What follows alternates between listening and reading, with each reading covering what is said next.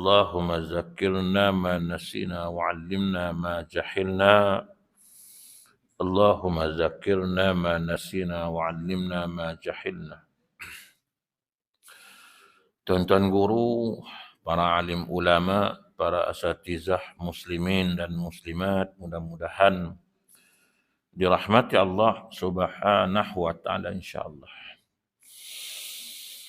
Pertamanya kita memanjatkan rasa syukur terhadap Allah Subhanahu wa taala karena dengan limpah kurnia dan inayahnya kita masih lagi diberi kesempatan, masih lagi diberi peluang, kelapangan waktu, kesihatan yang baik sehingga kita sama-sama dapat melaksanakan tuntutan-tuntutan Allah Subhanahu wa taala dan meninggalkan segala larangan-larangan Allah Subhanahu wa taala insyaallah.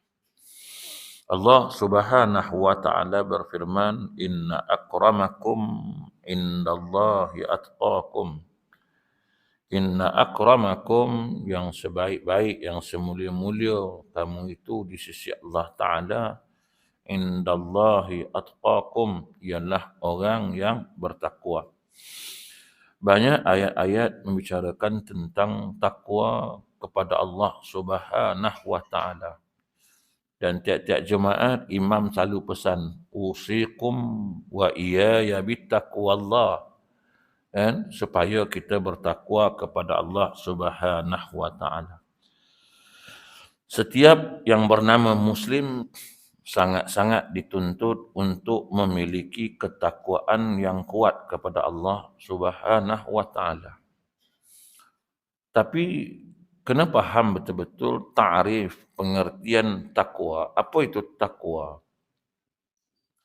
Kalau kita hanya pesan usikum wa iyaya bittaqwallah, bertakwalah kamu kepada Allah. Namun pengertian takwa tak tahu kan. Pengertian takwa tak jelas. Sehingga kita tertanya-tanya apa itu takwa? Apakah takwa hanya sekadar ucapan di bibir? Apakah takwa boleh dilihat dengan mata kasar kita? Tengok orang pakai jubah, pakai sorban, pegang tasbih, takwa sungguh dia ni. Betul ke takwa kan? Apa itu takwa? Maka Al-Imam Ar-Raghib Al-Asfahani, dia mendefinisikan takwa iaitu menjaga jiwa dari perbuatan yang membuatnya berdosa.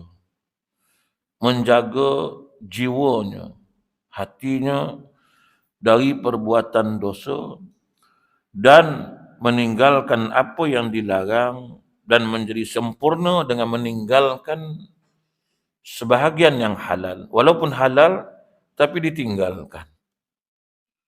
Walaupun itu perkara halal, bukan perkara haram sahaja. Perkara halal juga masih sebahagian yang halal itu ditinggalkan. Ini disebut oleh Ar-Raghib Al-Asfahani.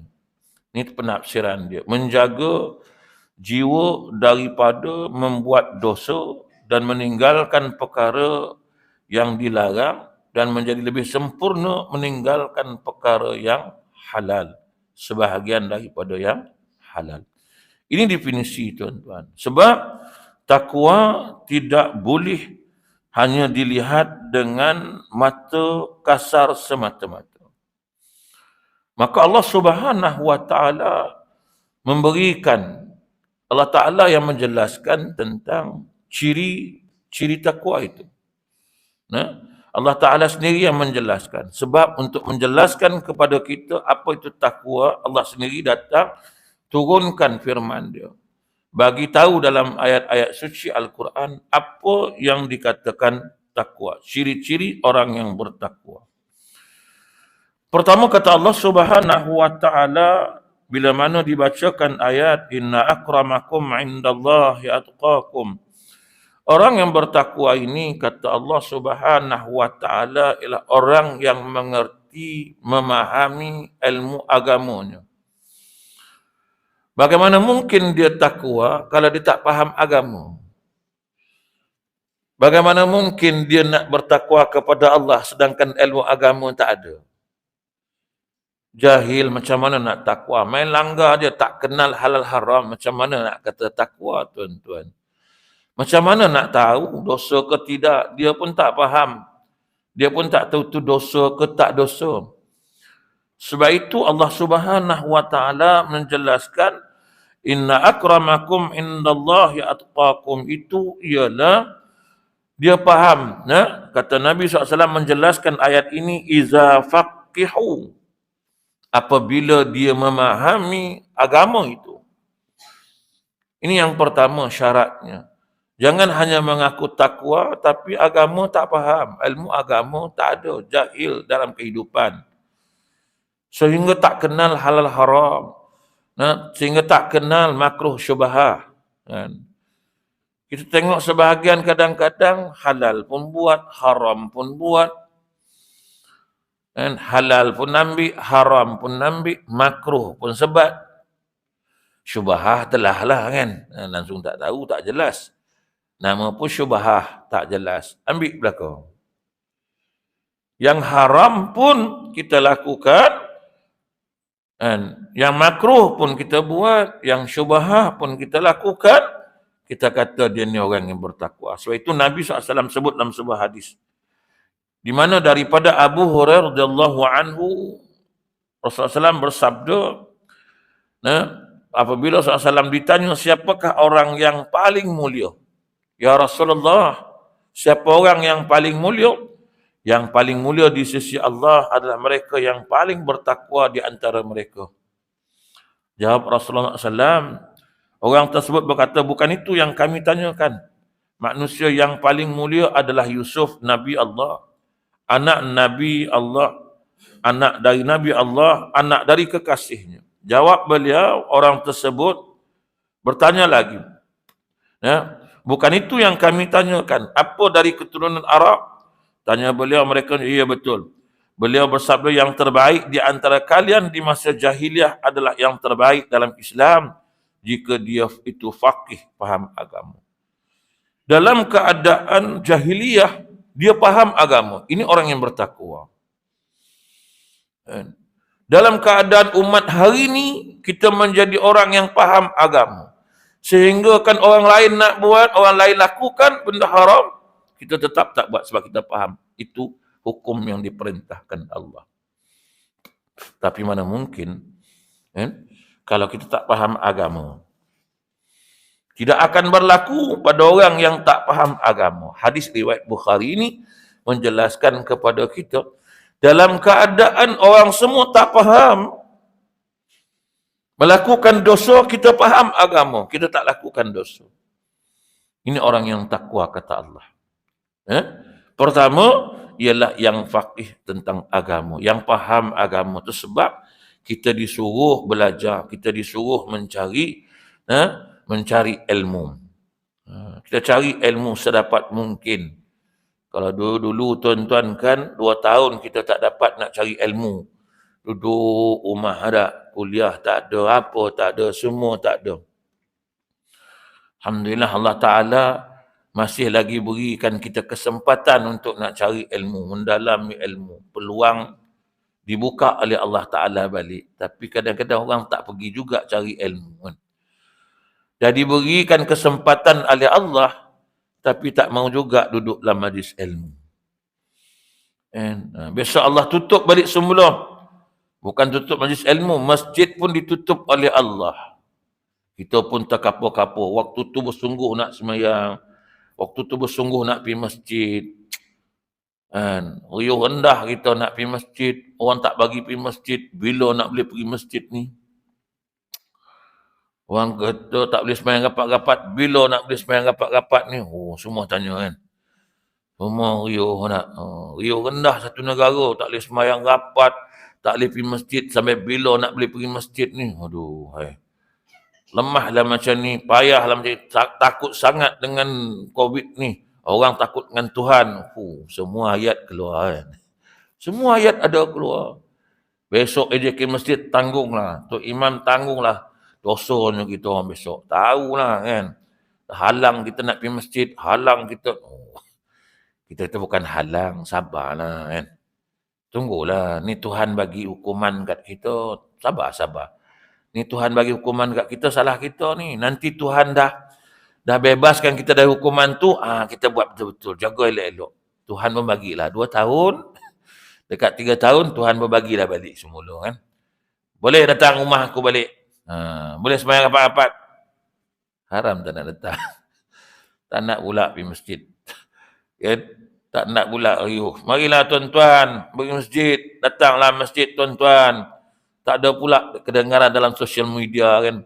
Marilah datang ke masjid ramai-ramai sebab masjid alhamdulillah Allah Taala dah buka balik.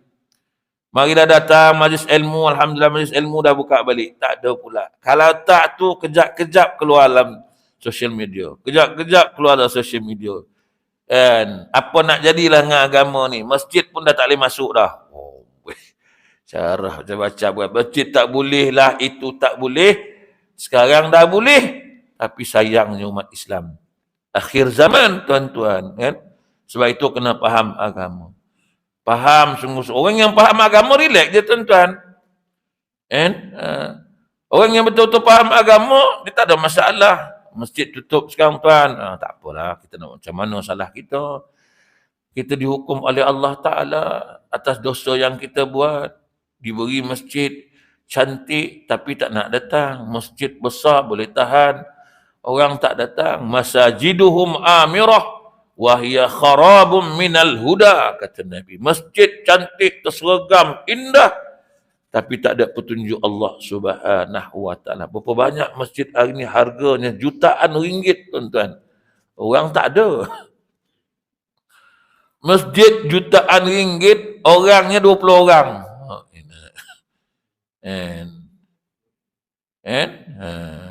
Lepas Covid ni lagi teruk jemaah. Sebelum Covid dulu dapat gak 7-8 sah. Dah lepas Covid ni tinggal sebagai suku lah. Tak tahulah aku dah meninggal kena Covid. Bertambah teruk kita hari ni tuan-tuan. Lepas Allah Ta'ala buka balik, takut tuan-tuan. Tak ada orang nak pergi rumah Allah Ta'ala. Allahu Akbar. Ini tuan-tuan. Itu yang pertama kata Allah. Orang yang faham agama sungguh-sungguh. Jadi kita kena cari ilmu bagi faham agama. Hari ni orang tak faham tuan-tuan. Banyak yang tak faham. Solat tak faham sebenarnya. Bab istinja, bab suci pun tak faham. Kita je rasa macam kita faham. Sebenarnya kita pun tak faham. Enggak sebenarnya. Banyak pun dah tak faham. Kita tak faham. Tu yang angkat takbir sampai 5-6 kali. Suka-suka angkat, suka-suka batal. Allahu Akbar. Elok dah letak kan. Dah elok-elok turunlah balik. Astagfirullah. Apa sebab turun kan? Dia keluar balik kan. Apa yang keluar kan. Tadi dah masuk dah. Tapi dia keluar balik. Tu yang turun lah. Turunlah balik. Angkatlah balik. Salli. Allah. Suka-suka angkat takbir. Suka-suka batalkan. Ingat kita nyembah siapa. Ingat kita duduk dengan siapa. Duduk depan siapa. Kita ngadap siapa. Suka-suka angkat, suka-suka batal. Suka-suka angkat, suka-suka batal. Ingat kita ngangkat depan siapa tuan? Cuba buat depan sultan macam tu. Mula-mula angkat lagi tu, pentek ID. Kita angkat dia semula. Dia lempang ke sultan percuma je. Kau ni apa hal? Angkat kejap kau letak, kejap kau angkat, kejap kau letak ni. Dengan Allah kita buat suka-suka dan salli. Allah. Tak, elok dah. Dah letak dah ni, dah elok dah. Dah nak baca dah kan. Jatuhlah balik. Apa hukum? Bab solat tak selesai tuan. Tak selesai bab solat ni. Bukan main-main tuan-tuan. Ni bab solat. Banyak hukum solat ni yang kita terlepas pandang. Itu buat solat. Tak apa lagi lah buat kat Malaysia je. Buat haji pula kat Mekah, lagi teruk. Berapa ramai orang pergi haji tak faham bab haji. Macam mana nak dapat haji mabrur? Kita doa je lah. Mudah-mudahan tuan-tuan mendapat haji yang mabrur. Hujjatan mabruran. Haji mabrur macam mana tuan-tuan, syarat pun tak cukup. Ustaz suka-suka je bedal orang. Bukan bedal orang. Tuan-tuan, syarat tak cukup. Nak dapat haji mabrur ni bukan pergi sana haji mabrurnya. Dari sini nak dapat haji mabrur. Sanggup tak kita nak pergi haji, sebelum pergi haji pergi minta maaf dulu kat adik-beradik, bukan kat member. Pengusi kan? Bukan kat kawan-kawan, tak apalah. Saya kawan dengan pengusi. Pengusi minta maaf lah, kosong-kosong pengusi, okey lah. Selamat jalan lah. Moga ibadat haji mabrur. Pengusi kata lagu tu. Sebab pengusi bukan musuh saya. Kan? Saya musuh dengan abang ni. Tapi tak minta maaf dengan abang ni. Abang ni kata, bagilah Haji, kau masih berurusan dengan aku lagi. Tu, macam ini syarat tak cukup, tapi dapat pergi haji, alhamdulillah, syukur, alhamdulillah. Panggilan haji. Labbaik Allahumma labbaik, labbaik la syarika lak labbaik. Seronok dapat pergi haji. Tapi urusan belum selesai. Kan? Mana ada orang dah daftar tabung haji, lepas tu start mencari musuh-musuh. Kan? Lepas dah daftar, pergi cari musuh. Kan, saya minta maaf lah, insyaAllah saya nak berangkat ke Tanah Suci. Bila, tak tahulah, bila Allah panggil lah. Tapi saya nak minta maaf lah kalau saya ada salah silap. Kau dah daftar ke? Dah. Bila? Pagi tadi. Pagi tadi lambat lagi lah. 2080 sok pun belum tentu. Itu dia cakap. Bukan tuan rumah yang cakap. Itu dia yang cakap. Tu tabung haji bagi tahu. Tabung haji dia mana tahu kita dia panggil ke Allah Ta'ala bila. Siapa yang tahu? Pergi haji ni macam orang pergi meninggal, tuan-tuan. Meninggal siapa yang tahu? Doktor kata 6 bulan lagi. Tu doktor kata.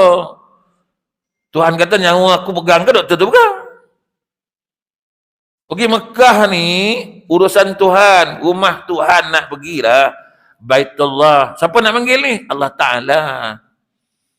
Tabung haji tak ada kena-mengena, tuan-tuan. Kita pergi daftar kat dia bagi nama je. Memanggilnya Allah. Dia tengok nama. Dah daftar semua. Kita pun selalu tanya lagu tu kan. Bila saya dapat begini kan?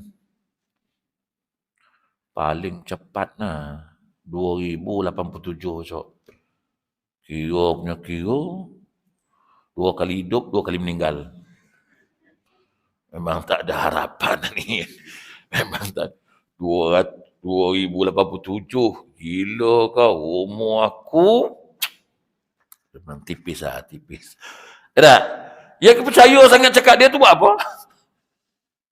Satu, perangai orang Islam. Kan? Yang kedua, bila dah daftar, agak-agak dah fikir khusus tak? Dapat tahu 2087 so. Dah mula fikir khusus dah? Pergi. Tobat lahum mimpi mengigau. Takkan pergi punya. 2087 sok, 2086 sok pun pergi kursus. Ada ke dia nak pergi tahu sekarang ni nak pergi kursus? Aku dah daftar kan, tak tahulah Tuhan panggil bila, aku standby lah. Aku kena cari ilmu, aku kena belajar bab manasik haji dan umrah ni sebab aku tak tahu bila-bila Tuhan panggil aku tak ada masalah. Aku pergi je sebab ilmu dah ada. Ni tak? Bila pergi Tuan?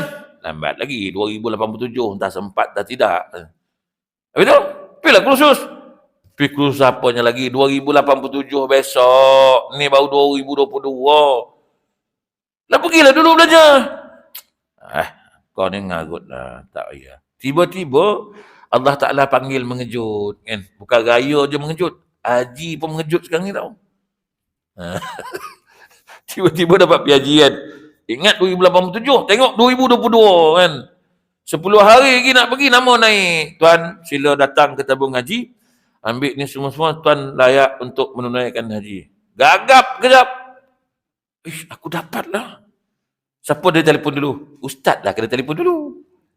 Assalamualaikum Ustaz. Salam. Apa masalah? Ada masalah apa? Saya dapat pergi haji Ustaz. Syukur Alhamdulillah.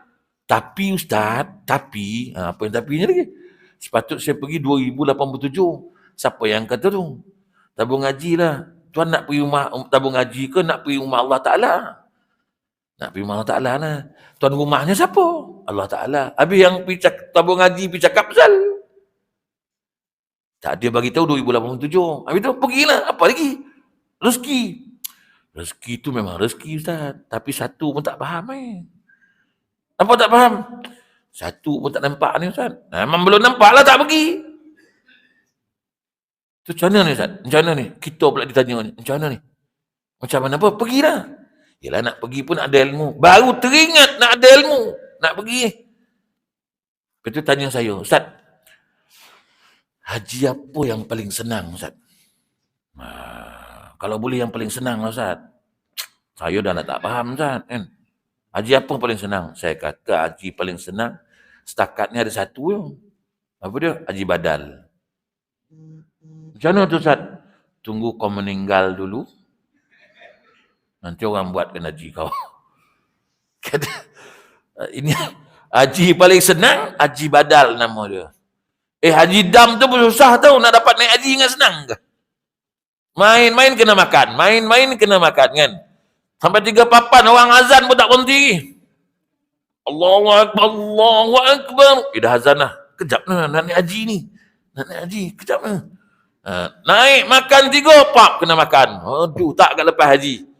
And, haji paling senang, haji badal lah. Tunggu meninggal dulu, tak payah fikir-fikir. Tunggu meninggal, siap standby 2000, dah. Tidur baring. Meninggal je besok, nah, duit badal haji dah ada. Pergi haji kan. Tuan tengok tak sekarang ni. Pergi haji. Nak buat ibadat, tapi ilmu tak ada. Lepas tu, nak dapat haji mabrur. Senang betul haji mabrur. Kan? Nabi kata haji mabrur tak ada balasan melainkan syurga sahaja. Kan? Nak mabrur macam mana tuan-tuan? Dosa dengan makhluk pun tak selesai lagi. Dengan adik-beradik pun tak selesai. Dengan kaum kerabat pun tak selesai. Tiba-tiba kita nak dapat haji mabrur. Sebab itu tuan-tuan semua nak ada ilmu. Semua nak ada ilmu. Tapi lah, sekarang punya masa semua nak instant semua. Mana ada nak majlis ilmu. Semua nak main kursus je. Nikah kahwin, nak kursus. Dulu pengusi ada kursus dulu nikah kahwin. Masa zaman pengusi ni zaman ni, mana ada kursus. Elok je bercucu cicit. Elok je sampai bercucu cicit, tak ada kursus apa pun. Tahu-tahu nikah ya, belakang rumah ya. Lah ni kena kursus 2 hari, berapa ringgit? RM80. RM80. Hari ni menikah, 6 bulan perang saudara, setahun cerai. Kursus tu, kursus. Kursus pun haru biru. Tak kursus, elok je. Orang bukan suruh kursus, orang kena cari ilmu, belajar bab munakahat. Sampai hukum fiqh ada dalam kitab namanya Babul Munakahat. Bab nikah kahwin dalam tu. Kita kursus je. 2 hari je pula tu. Nak nikah bukan main bukan 2 hari. Nak nikah buat selama-lamanya. Tapi nak ilmunya 2 hari je. Ceramah, makan. Ceramah, minum. Ceramah, makan. Makan, minum. Nganggur. Dapat sijil. Dengan bangganya. Dah kursus dah? Dah? Tengok sijil? Oh, pun bagi sijil. Okey. Haram tak tahu pun tu. Fatihah tak tahu baca. Kalau kita temu duga dia kan. Tapi nak temu duga, buat apa kita ada sijil kan? Kalau kita temu duga, kalau imam temu duga dia kan. Sebelum hijab kabul ni, kamu nanti bakal nak jadi imam. Jadi saya nak suruh kamu baca Fatihah dulu. Kalau tak macam nak jadi imam nanti kan? Macam mana kamu nak jadi imam pada isteri kamu nanti, anak-anak kamu? Baca Fatihah dulu. Confirm tak nikah kawan tu.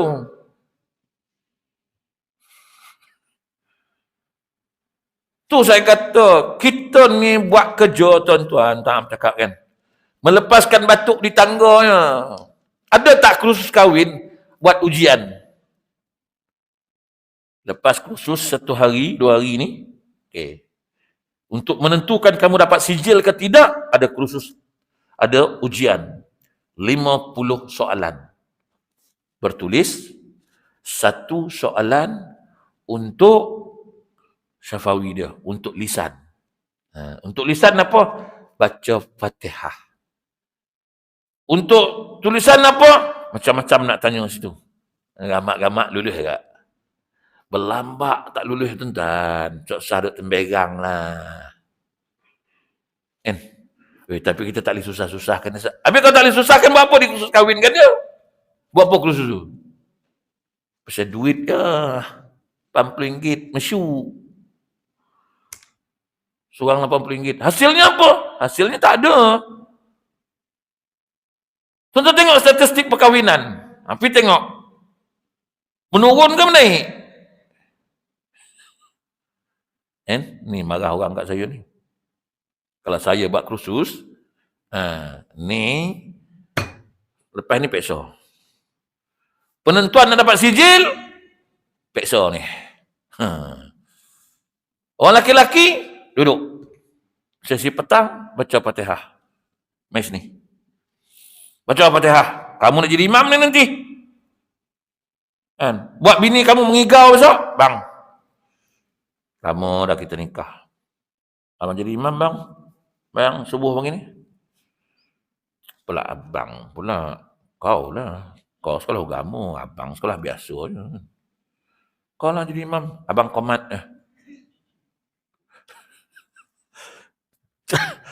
Kita kan. Abang suami. Tapi kau sekolah agama. Abang sekolah biasa. Kau sekolah Arab. Kau lah jadi imam. Abang komat. Macam. Alhamdulillahi Rabbil Alamin. Ar-Rahmanir Rahim. Maliki Yaumiddin. So jadi imam. Tak lulus Fatihah? Tak usah. Ambil sijil. Bisa nak menikah? Tunggu dulu. Nak menikah macam mana? Besok kamu nak jadi imam, isteri kamu macam mana? Nanti belajarlah. Nanti bila? Dah beranak pinak sok nak jadi imam? Memang tak lah. Pergi balik dulu. Duduk mana? Duduk Bukit Pasir. Okey, kau pergi jumpa dengan imam masjid tu. Aku bagi surat. Pergi belajar dengan imam ni, baca Fatihah bagi sah. Dah boleh baca besok, datang jumpa saya buat surat ni balik. Saya nak tanda tangan imam kat situ. Yang mengatakan imam mengatakan dia ni dah boleh baca Fatihah, layak boleh jadi imam. Imam sign. Besok datang, temu dulu. Dah belajar dah? Duduk mana tu? Bukit Pasir. Okey. Baca sekarang. Bismillahirrahmanirrahim. Alhamdulillahirabbil alamin. Macam ni sah. Siapa sign ni? Imam Masjid Bukit Pasir. Tuan Imam datang ke sini jap. Tuan Imam kena macam mana ni Imam? Dia tak lulus. Imam makan ke apa ni? Dia sogok imam Macam mana dia tak sah baca? Tiba-tiba imam kata sah ni. Nak tengok. Barulah anak-anak muda yang nak menikah ni, baru dia ada akal nak mengaji kan. Baru dia nak datang masjid cari ilmu. Baru dia nak cari tutup imam, ustaz-ustaz nak pergi mencari ilmu sebab nak menikah. Kalau tak menikah kau nanti. Ini tak kursus. Gelenggak. Mana? Kursus lah. Kursus apa? Nak kahwin lah. Gelenggak semua. Lepas tu buat balik sijilan. Haram tak tu apa. Tanya. Cuba mengucap. Astaghfirullahalazim. Mengucap. Allahumma salli ala sayyidina Muhammad. Mengucap 2 kalimah syahadah. Astaghfirullah. Kau faham tak mengucap? Kan dia sedang mengucap ni Ustaz. Bila? Itu istighfar. Ni ilmu tak ada. Ilmu tak ada kan? Macam mana tuan? Allah. Itu nak jadi orang bertakwa, nak melahirkan sifat takwa dengan ilmu yang tak ada, dengan ibadat yang tak betul, tiba-tiba nak jadi orang bertakwa. Mana mungkin ni? Satu tuan. Ni baru ciri yang pertama. Tak lepas lagi ni. Mana ada bab ilmu agama ni? bak semayang, bak pergi haji ni. Tak ada tuan. Memang dapat gelaran haji, jangan risaulah kan. Dah pergi Mekah, dapatlah pergi panggil haji. Sah tak sah tu cerita lain kan. Orang bukan tahu. Turun-turun airport orang panggil, Ji! Oh, memanglah orang panggil haji dah balik haji kan. Takkan nak kata tak sah tahun ni. Apa kau buat sampai tak sah? Kan? Tahulah dia kata tak sah tahun ni. Rukun pula tertinggal. Nyanyi aku tu. Kan? Dah tentulah, Ji. Tak panggil haji tak nyaut dia dah. Kan? Dulu nama siapa? Zamri. Dulu panggil Zamri sekali je nyaut. Zamri. Apa? Dulu. Dah pergi haji ni. Dah balik haji. Zamri. Zamri. Zamri ni aku tengok. Dah balik Mekah ni pekak pula dia dah. Asal aku panggil berkali-kali tak nyaut. Haji Zamri. Kau tak dengar ke aku panggil? Aku ingat kau panggil orang lain. Kan aku panggil Zamri. Aku dah haji. 10,000. Habis tiba-tiba kau panggil Zamri. Panggil lah kurang-kurang Haji Zam. Baru betul. Ini dah kau panggil Zamri, mana aku ingat kau panggil orang lain. Aku dah pergi haji, bawa balik. Panggillah haji. Orang Arab pun sekarang dah tahu dah orang Melayu marah kau tak panggil haji. Dia panggil, ya haji, tak. Panggil haji, panggil. Dia tahu orang Malaysia ni tak boleh. Kau dah pergi sana tu, confirm lah haji. Sah tak sah tu cerita lain. Tapi dah haji lah. Allah. Macam mana nak dapat takwa? Kalau ibadat pun tak sempurna dengan sebab tak ada ilmu. Mana mungkin? Takwa ni lahir tuan-tuan dari ibadat yang sempurna. Ibadat yang sempurna lahir daripada ilmu yang ada. Mana mungkin kita nak takwa? Kedua kata Allah. Apa kata Allah sifat orang bertakwa ni ialah wa yuqimunas salah. Menegakkan salat. Orang takwa dalam keadaan apapun salat tidak pernah dilupakan. Jalan sonok-sonok pun time salat dah berhenti tak salat. Kenduri punya hebat pun kahwin anak apa semua kan.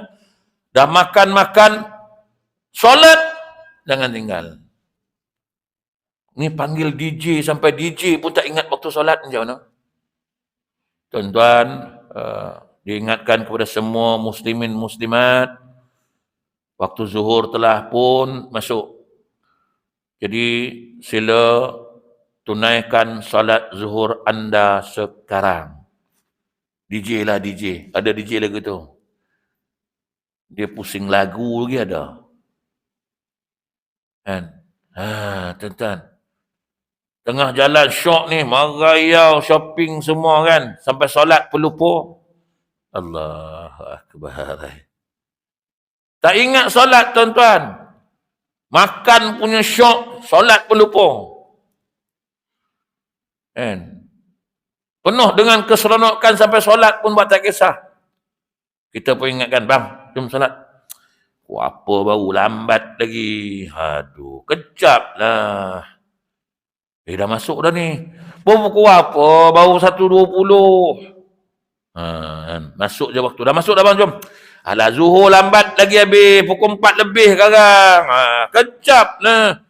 Buat tak kisah solat ni. Buat tak faham je dengan solat. Ambil ringan je solat. Padahal solat tu menunjukkan, membuktikan ketakwaan kita kepada Allah. Namun, solat kita buat indah tak indah. Lepas tu kita kata kita ni orang bertakwa kepada Allah. Macam mana? Solat pun kita ambil tak kisah. Indah tak indah. Tiba-tiba kita kata, ini orang yang bertakwa. Takwa macam mana? Kalau solatnya sendiri pun ambil kisah tak kisah. Sedangkan solat itu perintah Allah. Perintah Allah kalau tak buat tuan-tuan, lalaikan perintah Allah, main-main dengan perintah Allah, tak ambil berat dengan perintah Allah, apa hukumnya? Dosa tak? Dosa. Tapi dosa kecil je Ustaz. Dosa kecil. Kalau bak solat dosa kecil, Tuhan kata dalam Quran, fawailul lil musallin alladzina hum an salatihim sahun. Kalau memang solat tu urusan dosa kecil, Tuhan tak campak masuk neraka wil ni. Kecelakaan bagi kamu, kata Allah. Tiba-tiba bila kata melewatkan sembahyang ni dosa besar, Tuhan. Bukan sekat meninggalkan solat, melewatkan sembahyang tu termasuk dosa besar. Sebab Tuhan ancam, fawailul lil musallin. Perlu taubat, sebab tu dosa. Ada yang jawab, oh, tu salah tu, melewatkan sembahyang bukan dosa besar, dosa kecil. Oh, weh. Dosa kecil tang mana? Kalau dosa kecil, Tuhan tak payah sebut dalam Quran. Fawailul lil musallin. Tak payah, tak payah. Sebut apa? Dosa tu dosa kecil. Sekadar ambil wuduk selesai masalah. Kan? Ini bab solat bukan main-main. Ada orang tanya saya, betul ke solat ni? Melewat-lewatkan solat ni dosa besar. Apa maksud melewat-lewat? Kita memperlekehkan Tuhan. Tuhan perintahkan. Satu kesilapan besar dalam dunia ni, tuan-tuan. Manusia ni pun kesilapan besar. Kalau kita janji pukul 3, datang 3 suku. Apa dia panggil? Ni orang, dia kata apa? Mungkir janji, tak menepati janji ni. Sifat orang mungkir janji, tak tepat janji ni apa? Munafik, dia kata.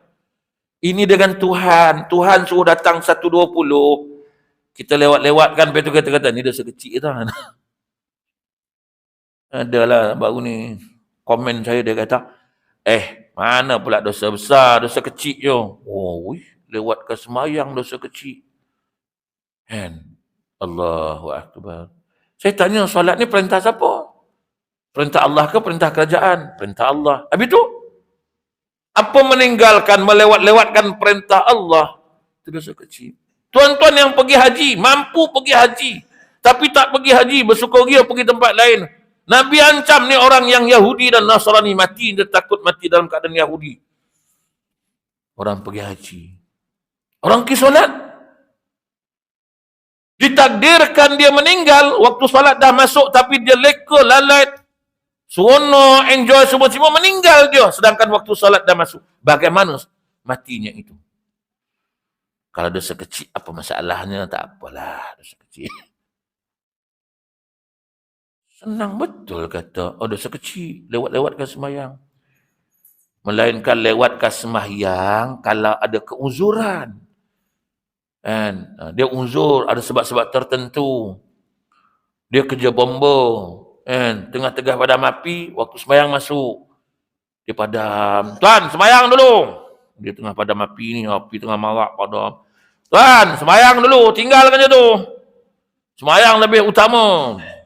Kalau kita mati kan macam mana kan? Rumah tu dah tentu dah terbakar pun.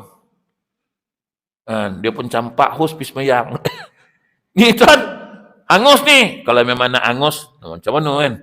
Kewajiban saya kena sembahyang dulu. Yang ini lain, tuan-tuan. Yang ini padam api dulu. Jangan pergi sembahyang dulu. Kan? Doktor lah, pakar bedah, tengah belah jantung. Zang, belah, azan. Allahu Akbar, Allahu Akbar. Doktor, dah azan lah. Oh, dah azan Nurse, tolong tengok je. Doktor bila? Saya pergi sembahyang kan. Habis ni? Dia kena mana ajal macam mana kan. Tapi doktor dah potong ni. Doktor jangan doktor. Dia dah potong lah. Tak apa, saya sembahyang dulu. Wajib sembahyang awal waktu Tuhan dah panggil ni kan. Dia ni, ini tak apa. Kalau dia dah meninggal, dia meninggal. Kalau memang dah ajal, macam mana? Ini doktor, biar betul. Kerat kepala doktor ni. Kau jaga doktor. Ni nyawa orang ni doktor. Jangan main-main. Tuan-tuan. Ada sebab lah, ada sebab. Ada sebab yang boleh. Tapi kalau macam polis belum boleh lagi. Polis tak boleh. Tengah-tengah buat Roblox azan. Allah azan pula. Tinggallah pergi sembahyang dulu kan. Bukan buat Roblox seorang-seorang. Kan ramai kan. Kau 3 orang tunggu jap. Aku pergi solat dulu. Ambil sejadah, solat kat situ. Allahu Akbar. Habis aku solat kerang, kau pula solat, aku pula tunggu kan. Polis tak boleh beralasan tak solat. Mana boleh kata polis tak apa tuan, dia tak solat, dia bertugas. Tengoklah tugas dia. Kan? Kau tak buat Roblox tu pun bukannya masalah apa pun kan. Yang buat Roblox maghrib-maghrib tu masalah apa? Ya lah buat maghrib-maghrib tu kan. Ini buat Roblox orang nak pergi semayang pun tahan. Mana tuan? Dah pakai kopiah, pakai jubah, pakai suban nak pergi mana lagi, takkan pergi kelab malam. Apa lah kan. Dia kalau polis dengar marah dekat aku ni kan. Tapi ya tuan-tuan, kewajiban solat. Kan? Kalau ada bangsa asing, kau tunggu dulu. Kau jaga aku nak pergi solat dulu lah. Ni kewajiban aku, kau tunggu je. Bukan sampai 1 jam solat. Ustaz nak tanggal boot lagi, nak apa lagi. Banyak tu alasan kau. Tapi saya tengok Alhamdulillah, polis-polis hari ni, yang peronda-peronda ni berhenti kat masjid, semayang dulu, boleh masuk semayang. Berhenti makan pun boleh tak? Kamu berhenti semayang tak boleh? Semayang dulu. Seorang tunggu dalam petroka kereta dia, seorang pergi semayang dulu. Kan kau pula pergi semayang. Boleh kan dia tak boleh? Kan?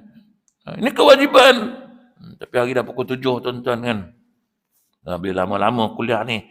Tapi sesekali datang tuan-tuan kan. Sesekali datang bagilah peluang sikit kan.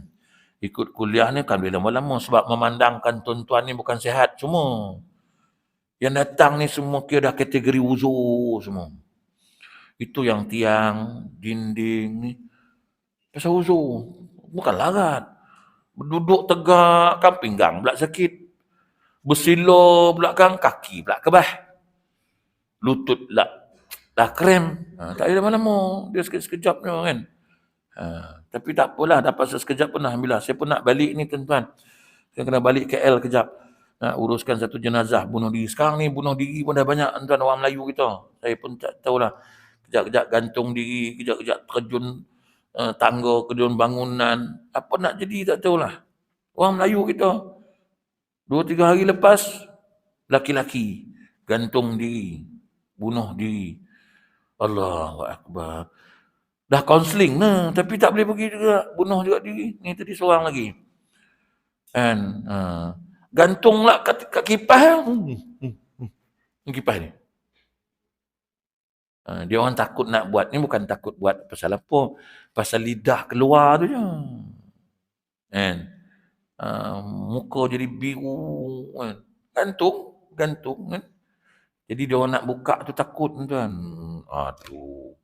Terbayang waktu kita balik rumah nak tidur pun nampak benaklah tu kan. Nampak je lah. Kalau nampak mata celik, okey lagi tuan. Kan? Kita orang urus jenazah kan. Kadang-kadang nampak. Terbayang balik rumah tu. Celik di mata dia kan. Aduh. Kan? Saya kena balik KL. Dia tu Ustaz, minta balik dulu Ustaz Minta balik tolong urus aku kat Batu Pahat ni. Malam ni ada kat Batu Pahat lagi. Macam mana kau nak suruh aku balik? Tolong Ustaz. Dia nak buat postmortem pagi tadi. Tengah buat postmortem lah. Saya kata postmortem apa lagi? Dia dah mati. Tak payah postmortem lah. Dia gantung diri. Lantak dia lah. Kan? Tapi dia kata takut orang gantung lah. Tak ada lah saya kata orang gantung apanya. Banyak dah kes kematian bunuh diri ni yang kita urus. Tak ada mana lah buat postmortem. Pasal apa? Mati gantung diri. Itu jawapan dia. Tak ada apa pun.